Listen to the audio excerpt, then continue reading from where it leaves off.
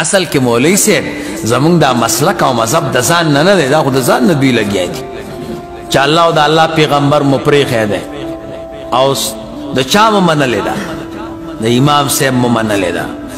موږ وایو ته څنګه لګیا یې، ستا خبره ومنو که نه؟ وایي زمونږ خبره ومنئ. مې ته الله یې پیغمبر یې؟ ویل نه. نو مې څنګه دې خبره ومنې؟ چپ شه. وی زه خو د الله او د الله د پیغمبر خبره کوم، مخکې راته مغم کړې ده. د عالم خبره خو خپله نه وي، اخو د الله او د الله د پیغمبر خبرې. الله او د الله پیغمبر خو خپله خبرې نه کوي، خو عالم به درته نقل کوي که نه ده داسې. نو چې زه ستا خبره ومنم نو ما الله او د الله پیغمبر پرېښو؟ نه. نو چې داسې د امام صاحب ومنم دا ما الله او د الله پیغمبر پرې نه خو. نو خپل خبرې په خلکو منې او هغه پرېږدي.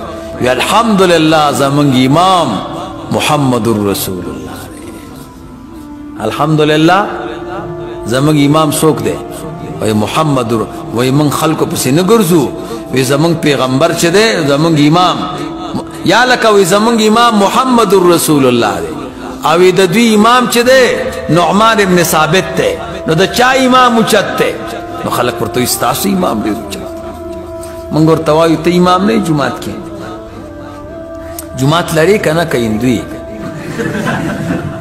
لکه جومات کې امام یې که نه یې؟ څوک چې مخکې هغه امام نه یې؟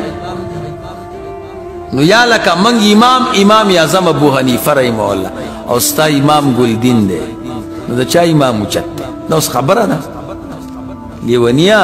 رسول الله مبارک امام الانبیاء دی، خبرې ته سوچ کوا. امام اعظم ابو حنیفه رحمه الله امام الائمه دی، او دا ستا جماعت کې چې کوم امام دی دا امام المقتدین دی. موږ ټول امامان منو، خو ځای ځای کې فرق دی. دا د خلکو د دوکه کېدلو دپاره او غلطېدلو دپاره داسې خبرې کوي ته چې دا به سمې خبرې نه دا خبرې